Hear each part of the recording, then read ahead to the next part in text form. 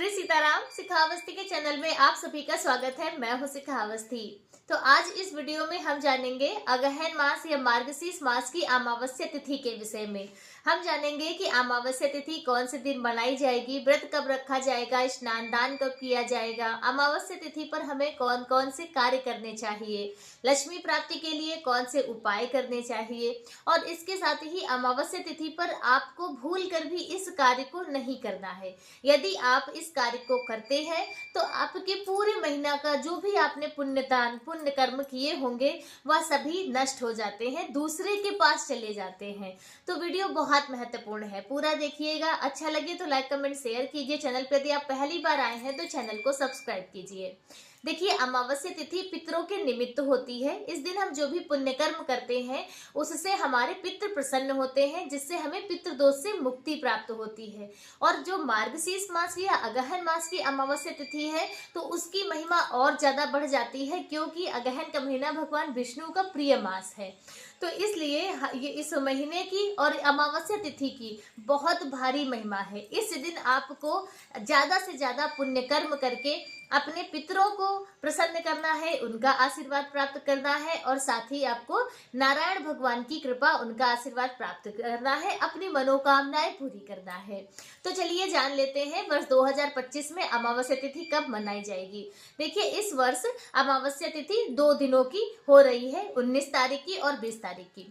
19 तारीख को दोपहर में यानी कि सुबह 9:44 पर अमावस्या तिथि प्रारंभ होगी और 20 तारीख को दोपहर में 12 बजे तक अमावस्या तिथि रहेगी। तो जब शाम के समय अमावस्या तिथि होती है तो उस दिन हम व्रत रखते हैं, और सुबह सूर्योदय व्यापनी जब अमावस्या तिथि होती है तब हम स्नान दान और तर्पण इत्यादि, यदि 12 बजे तक है तो आप जो अपने पितरों के निमित्त तर्पण होता है तो वह आप दोनों दिन इसे कर सकते हैं।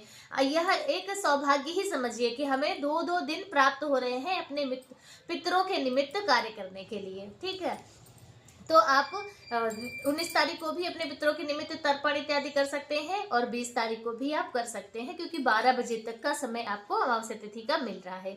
चलिए जान लेते हैं कि अमावस्या तिथि पर हमें क्या कार्य और किस प्रकार से करने हैं। देखिए, अमावस्या तिथि पर अपने घर की अच्छे से साफ सफाई करनी चाहिए, और जो मुख्य द्वार होता है उसकी आपको विशेष रूप से साफ सफाई करके धुलाई करनी चाहिए। यदि पॉसिबल हो तो पानी डाल के आपको अच्छे से धुलना चाहिए। यदि पॉसिबल नहीं है, आप अपार्टमेंट वगैरह में रहते हैं, तो आप वहां पे जल का छिड़काव करके पोछा लगा दीजिए।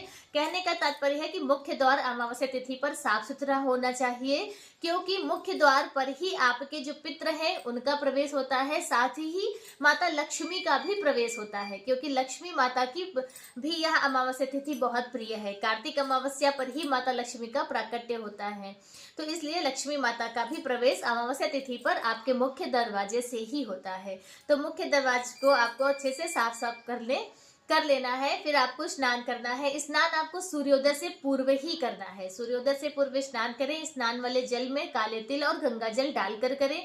पॉसिबल हो तो आप यदि आसपास कहीं पवित्र नदी हो तो वहां पर भी आप स्नान कर सकते हैं। बहुत ही ज्यादा उत्तम पुण्य फलों की प्राप्ति होती है। तो स्नान करने के बाद आपको सूर्य भगवान को जल जरूर देना है। आज के दिन यदि आप नियमित रूप से देते हैं तो बहुत अच्छी बात है, नहीं तो आपको अमावस्या तिथि पर सूर्य भगवान को जल जरूर देना है, क्योंकि सूर्य नारायण हमारे कुल देव कहे गए हैं। तो सूर्य भगवान को जल देने के बाद लक्ष्मी नारायण भगवान की विधिवत पूजा अर्चना आराधना की जाती है, और अपने पितरों को तर्पण, उनका जो तर्पण करना चाहिए, श्राद्ध करना चाहिए। अब जैसे कि सबके पास इतना समय नहीं है कि वह विधिवत रूप से तर्पण कर सकें, तो यह सूक्ष्म विधि अपने शास्त्रों में बताई गई है तर्पण करने की, जिसे सभी को अमावस्या तिथि पर जरूर करना चाहिए। बहुत ही ज्यादा उत्तम और शुभ माना गया है। आप एक तांबे का लोटा ले लीजिए और उसमें आप स्वच्छ जल भरिए, गंगा जल डालिए, और देखिए यदि देसी गाय का शुद्ध दूध हो तो कच्चा दूध थोड़ा डालिए। यदि गाय का दूध नहीं है तो फिर आप दूध ना डालें, सिर्फ जल से ही आप तर्पण करें। उसमें काले तिल डालें, थोड़ी सी कुसा घास का कुसा घास का टुकड़ा डालें, आप तुलसी का पत्र डालें, तुलसी दल से भी जो हमारे पूर्वज हैं वह बहुत ज्यादा प्रसन्न होते हैं। गुड़ या मिश्री इत्यादि डालकर और फिर दक्षिण दिशा की तरफ मुख कर लीजिए और आप अपने हाथ की योग मुद्रा बनाइए। यह हमारे पितरों का स्थान कहा गया है, इसी से आपको ऐसे जल अपने पितरों के निमित्त देना है। तो इस प्रकार से सूक्ष्म विधि के अनुसार आप अपने पितरों को का तर्पण कर सकते हैं। और हो सके तो जब आप इस अपना जो लोटा तर्पण वाला है, जब आप उसे बनाकर तैयार करेंगे तो उस लोटे को आप वहीं पर रख लें और गीता जी का 7वें अध्याय का आप पाठ कर लें और उसके बाद इस जल को आप तर्पण में अपने पितरों को दें, तो उससे और भी ज्यादा आपके जो पितर हैं वह प्रसन्न होते हैं, उन्हें और भी ज्यादा उत्तम पुण्य फलों की प्राप्ति होती है। यदि आप नहीं पढ़ सकते हैं तो आप मोबाइल में भी चलाकर वहां पर रख सकते हैं, सुनने से भी हमें वही पुण्य फल प्राप्त होता है।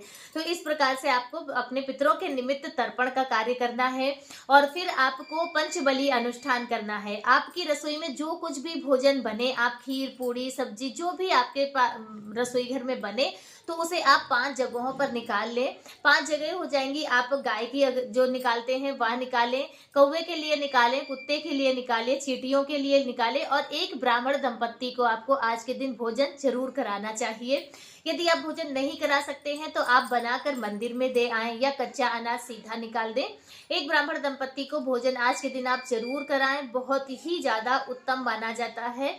और इसके साथ ही गरीबों में, दीन दुखियों में भी आप कुछ न कुछ सामग्री खाने पीने की, पहनने ओढ़ने की, किसी भी तरह से आप उनकी मदद भी आज के दिन जरूर करें। बहुत ही ज्यादा उत्तम पुण्य फलों की प्राप्ति होती है। तो यह कार्य है जो आपको अमावस्या तिथि पर जरूर करने हैं। इसके साथ ही मार्गशीर्ष मास में ना दीपदान की बहुत भारी महिमा है, बहुत ही ज्यादा महत्व है। और इस महीने में आपको दीपदान करना है कपूर का। कहते हैं कि यदि आप थोड़ा सा भी एक टुकड़ा भगवान ठाकुर जी के सामने कपूर जलाकर उसकी आरती करते हैं तो आपको अश्वमेध यज्ञ करने का पुण्य फल प्राप्त होता है।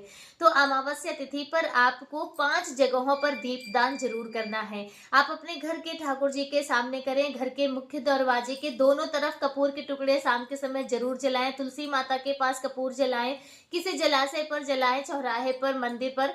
तो इस तरह से आपको 5 जगहों पर कपूर का दीपदान अमावस्या तिथि पर जरूर करना है, क्योंकि पूरे मार्गशीर्ष के महीने में कपूर की आरती करने का बहुत विशेष महत्व हमारे शास्त्रों में बताया गया है। तो आज के दिन आपको यह कार्य भी जरूर करना है। और इसके साथ ही देखिए, लक्ष्मी प्राप्ति के लिए आपको अमावस्या तिथि पर क्या करना चाहिए। तो हमारे शास्त्रों में कहा गया है कि जो पीपल का वृक्ष होता है उसमें अमावस्या तिथि पर साक्षात लक्ष्मी नारायण भगवान वास करते हैं। तो अमावस्या तिथि पर आपको आपके घर के आसपास जहाँ भी पीपल वृक्ष हो तो वहां पर जाएं, पीपल वृक्ष में जल का सिंचन करें, कच्चा दूध चढ़ाएं, काले तिल चढ़ाएं, पुष्प चढ़ाएं और 7 परिक्रमा करें। 7 परिक्रमा करके आप अपनी मनोकामना बोलिए। देखिएगा आपको बहुत ही ज्यादा अच्छा इसका रिजल्ट आपको प्राप्त होगा, क्योंकि जो पीपल वृक्ष की पूजा अर्चना आराधना करते हैं, परिक्रमा करते हैं, तो कहते हैं उन्हें कभी भी आर्थिक जो परेशानियों का सामना नहीं करना पड़ता है। तो अमावस्या तिथि पर आप यह कार्य भी जरूर करें। और जो पीपल वृक्ष के नीचे भी आपको कपूर का दीपदान जरूर करना है। और इसके साथ ही मार्गशीर्ष मास में ना खीर का भोग लगाने का भी बहुत महत्व है। तो आज के दिन आप खीर का भोग जरूर लगाएं, खीर अपने रसोई घर में बनाएं। 5 जगहों पर जो आप पंचबली अनुष्ठान करेंगे उसमें भी आप खीर निकाल दें। लक्ष्मी माता, लक्ष्मी नारायण भगवान को भी भोग लगाएं और किसी गरीब दुखिया को भी आप आज के दिन खीर जरूर खिलाएं। तो यह कार्य है जो आपको अमावस्या तिथि पर जरूर करने हैं। यदि आप इन कार्यों को अमावस्या तिथि पर करते हैं तो निश्चित ही आपके पितृ प्रसन्न होंगे, आपको आशीर्वाद देंगे। लक्ष्मी नारायण भगवान का कृपा, उनका आशीर्वाद भी आपको प्राप्त होगा।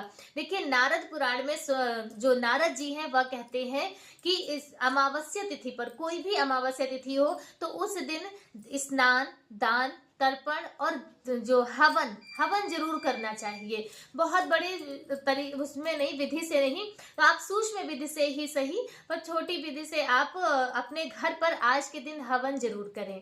हवन करना अमावस्या तिथि पर बहुत ही शुभ माना जाता है। हवन करने से क्या होता है, हमारे स्थान के जो देवी देवता होते हैं, वास्तु देवी देवता होते हैं, हमारे ग्राम क्षेत्र नगर के जो भी देवी देवताएं होते हैं, जो अदृश्य शक्तियां भी होती हैं, तो उनको सबको आहुति प्राप्त हो जाती है, सभी तृप्त होते हैं, सबका आशीर्वाद प्राप्त होता है। तो इसलिए अमावस्या तिथि पर हवन भी जरूर करना चाहिए।